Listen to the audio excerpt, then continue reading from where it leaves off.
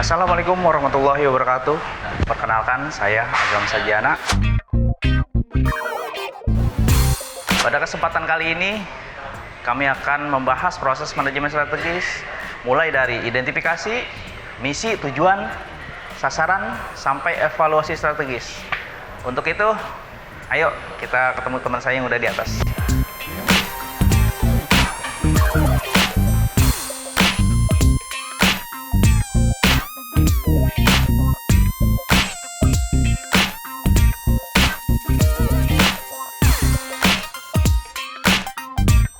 Kalian isi pasti lupa semua. Halo. Sudah menunggu lama ya? Gimana Gam? Sehat? Alhamdulillah. Alhamdulillah. Boleh duduk kan nih? Boleh, minum udah siap? Udah duduk nih, Mbak? Udah siap. Oh, ada warna birunya. Gimana nih? Gimana Gam? Kita bahas apa nih?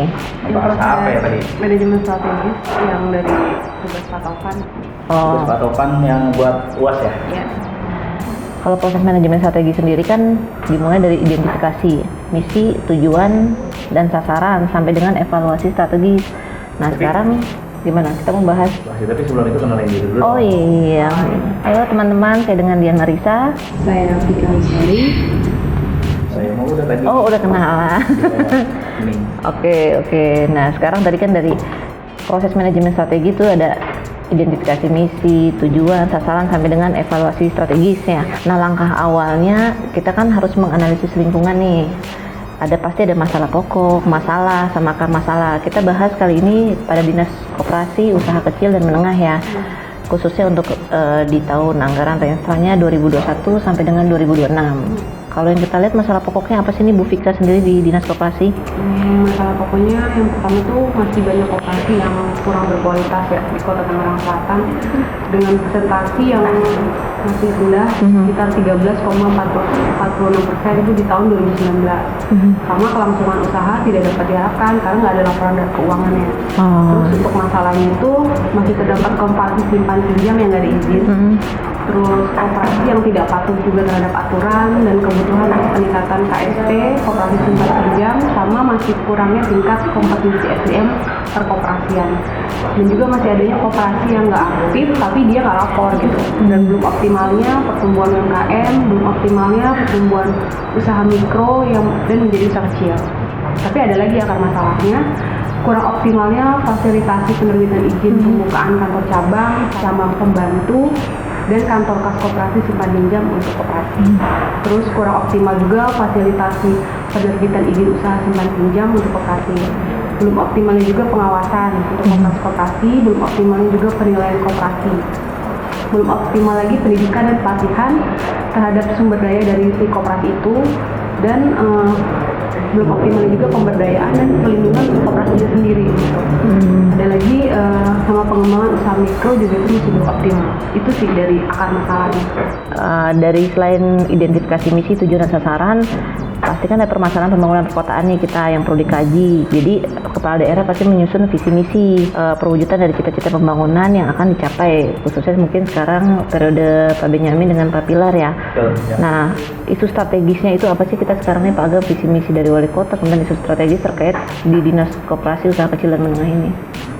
Ya, untuk visi mungkin terwujudnya Tangerang Selatan unggul menuju kota lestari, saling terkoneksi, efektif dan efisien. Untuk visinya kita mengambil di visi nomor 4 kalau nggak salah ya, khusus Dinas Koperasi UMKM ya, yaitu meningkatkan ekonomi berbasis nilai tambah tinggi di sektor ekonomi kreatif. Di dalam itu kan ada 7 tujuan, ada tujuan, sasaran, strategi, arah kebijakan. Mungkin satu untuk tujuannya meningkatkan kontribusi sektor koperasi dan UMKM terhadap ekonomi Kota Tangerang Selatan. Sasarannya meningkatkan kualitas koperasi dan UMKM. Strateginya lumayan banyak nih. Ada kurang lebih 5 ya. Meningkatkan pelayanan izin usaha simpan pinjam. Terus meningkatkan pengawasan dan pemeriksaan koperasi. Melaksanakan penilaian kesehatan koperasi, melaksanakan pendidikan dan pelatihan koperasian, lalu meningkatkan pemberdayaan dan pelindungan koperasi, lalu memberdayakan usaha menengah, usaha kecil dan usaha mikro, Berarti Selanjutnya, ini Pak, berarti yang tadi Bapak sebutkan strategi itu berarti itu jawaban dari masalah yang tadi saya sebutin ya? iya, Di atas itu ya? di atas tadi. Oke, lanjut. Dan yang terakhir tadi mengembangkan usaha mikro menjadi usaha kecil. Tinggal arah kebijakan kepala daerahnya seperti apa Pak Agam berarti? Arah kebijakannya yaitu peningkatan penerbitan izin pembukaan usaha simpan pinjam dan kantor kas koperasi simpan pinjam, peningkatan penerbitan izin pembukaan kantor, cabang, pembantu dan kantor kas koperasi simpan pinjam, yang memang mungkin selama ini belum banyak gitu. Iya, belum tertib juga. Tertib. Lalu pelaksanaan pengawasan dan pemeriksaan koperasi simpan pinjam, lalu penilaian terhadap koperasi simpan pinjam, lalu pelaksanaan pendidikan dan pelatihan perkoperasian, ada lagi pemberdayaan dan perlindungan koperasi, sudah diberdayakan dilindungi ya kan seperti itu. Lalu pemberdayaan, penguatan, kelembagaan dan koordinasi dengan pemangku kepentingan, lalu pengembangan usaha mikro dengan orientasi peningkatan skala usaha menjadi usaha kecil. Berarti ini nyambung ya Pak ya, antara arah kebijakan sama akar masalah yang tadi di atas. Iya pasti. Dengan masalah itu kita kepala daerah nih. Ini jawabannya dari kepala daerah kita bikin visi misi, kemudian tujuannya seperti apa, sasarannya, strateginya, sehingga arah kebijakannya seperti apa yang akan dilaksanakan oleh Dinas Koperasi Usaha Kecil dan Menengah. Tapi UMKM kan juga punya karakteristik informal nih, ada yang berstatus badan hukum, terus tidak adanya juga sistem pencatatan keuangan, dijalankan dengan modal yang terbatas, keahlian yang terbatas, serta penggunaan teknologi yang masih sederhana ya. Tapi mayoritas UMKM memang belum memanfaatkan internet dan belum menjalin kemitraan dengan perusahaan besar, yang akhirnya membuat UMKM nggak kunjung naik kelas gitu, di situ-situ aja mentok. Apa aja sih permasalahannya kalau kayak gitu? Berarti ini kan kita masuk ke dalam analisis sumber daya ya. Berarti kalau gini apa yang kita analisis tuh sumber dayanya dari pelaku UMKM di Kota Tangerang Selatan. Permasalahannya berarti mungkin pertama tuh ada SDM-nya ya. Banyak kan tidak sekolah, kemudian bekerja atau tidak mengikuti pelatihan hanya sekitar 22,48% berdasarkan data BPS 2019 tuh. Kemudian minim pengetahuan pengusaha UMK tentang manajemen bisnis yang baik sehingga hanya fokus produksi barang, tapi nggak memikirkan strategi ekspansi bisnisnya seperti apa. Misalnya kalau sekarang kan lagi online tuh udah banyak ya mau lewat kayak Tokopedia, marketplace lah, itu belum dimaksimalkan pemasarannya. Nah dengan sumber daya yang masih kurang, jadi mereka belum mampu mengembangkan itu gitu. Jadi tidak memiliki mentor bisnis menyebabkan UMK kesulitan dalam mengembangkan bisnisnya. Kira-kira termasuk tadi produksi dan pemasarannya ya, berarti ya belum mampu menembus pasar internasional. Jadi masih sangat sedikit sekali lah karena kurangnya kreativitas pelaku UMKM dan inovasi produk yang masih rendah. Selain itu juga mengalami kesulitan mendistribusikan produk jasa berikut barang. Kemudian masih banyak yang belum memaksimalkan pemasaran secara online. Tadi Pak Agam sudah sampaikan. Pelaku UMKM juga belum banyak yang sadar pentingnya branding. Jadi kalau kita sudah produksi ya harusnya memang kita punya branding sendiri gitu. Jadi orang inget nih ini produk kita gitu kan. Selain pemasarannya juga harus ya kemana-mana lah gitu. Dengan kondisi sekarang yang sudah online harusnya bisa lebih berkembang. Kemudian pembiayaan juga mereka ini masih minim modal gitu. Jadi menjadi permasalahan mendasar yang menyebabkan tidak bisa menaikkan jumlah produksi sehingga tidak bisa meningkatkan omset secara maksimal. Koperasi simpan pinjam sebagai salah satu solusi pembiayaan belum dimanfaatkan secara optimal. Banyak yang tidak berbadan usaha, kurang lebih sampai 98,68%, berarti banyak ya? Yang belum berbadan usaha, jadi benar-benar home industri ya sekarang. Nah dari identifikasi tersebut pasti kita ada punya tantangan nih dalam Dinas Koperasi Usaha Kecil dan Menengah. Itu kira-kira apa aja Bu kita ya?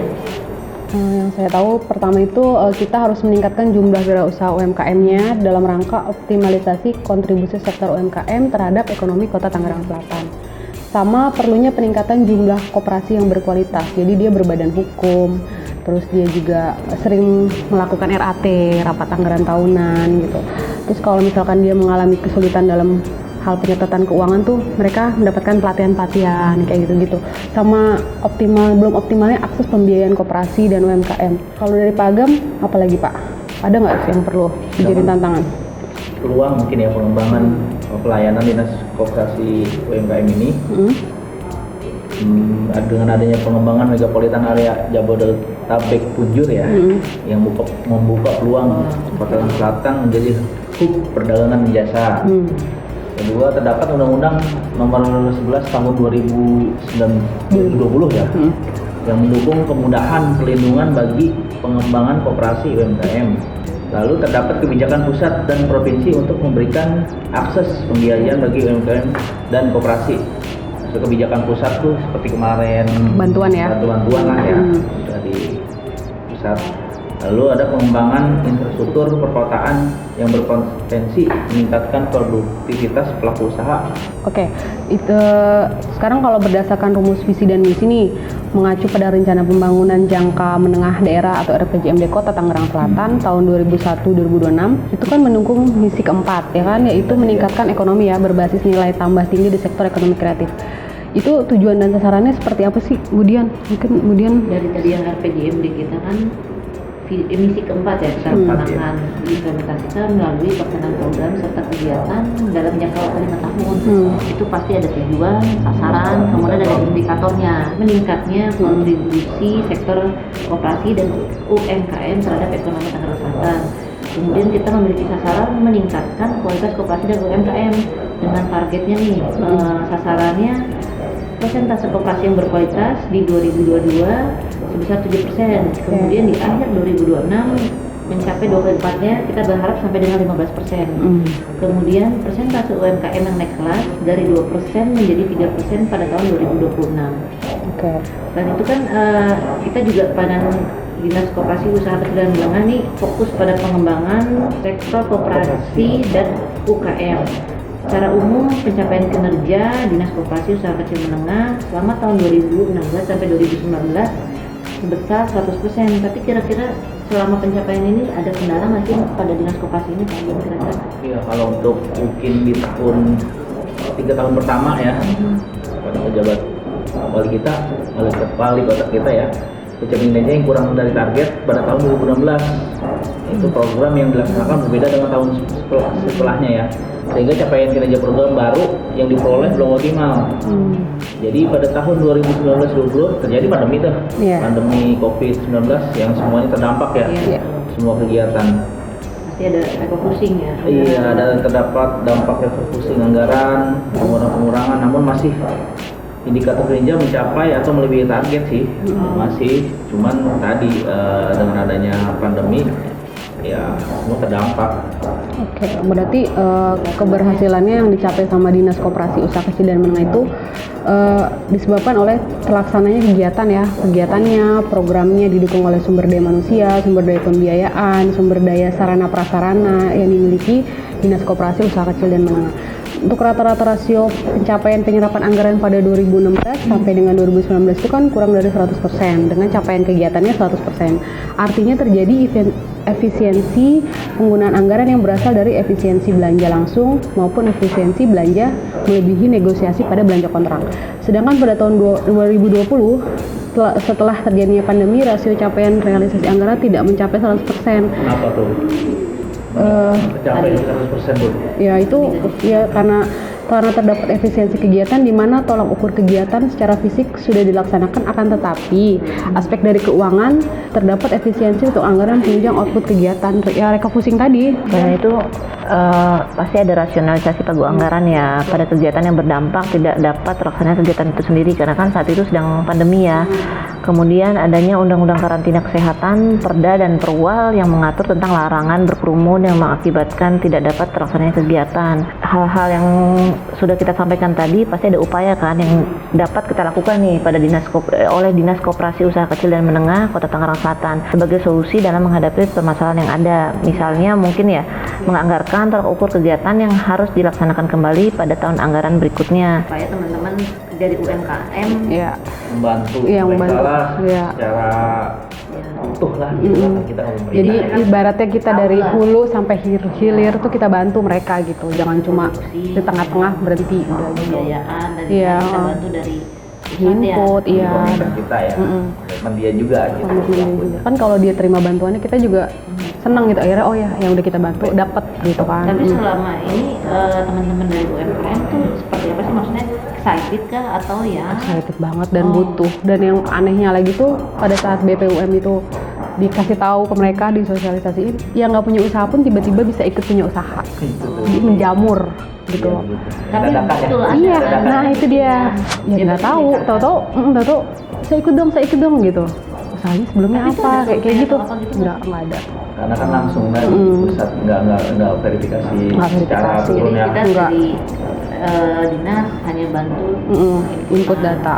Kan dari Dinas Koperasi ada EDC, Entrepreneur Data Center itu.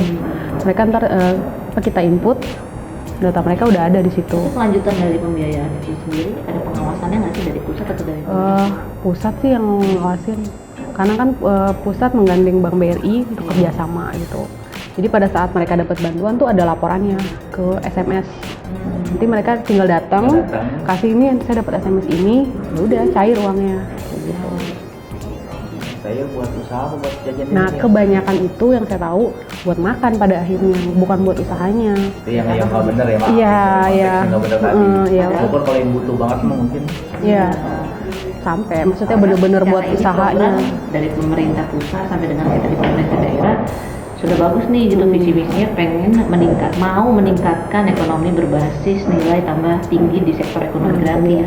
Tapi nggak bisa dipungkiri juga di masa pandemi kemarin tuh yang parah itu, pada saat itu cair, ya mereka juga butuh buat makannya mereka, karena kan apa yang mereka jual itu nggak Karena ada, daya jual iya juga, menurun, daya beli menurun ya kan, nggak ada. iya. Berarti ya dengan adanya itu kita benar-benar mendukung misi keempat dari wali kota ya, meningkatkan ekonomi berbasis nilai tambah tinggi di sektor ekonomi kreatif. Itu tadi. Udah dari manajemen strategi ini. Proses manajemen strategis mulai dari identifikasi sampai dengan tujuan, sasaran, kemudian targetnya juga ada kebijakan, betul, sampai evaluasi. Yang mudah-mudahan dengan adanya pembahasan ini bisa bermanfaat. Jangan lupa like, Comment, share, and subscribe. Dan jangan lupa bunyikan aktifkan lonceng.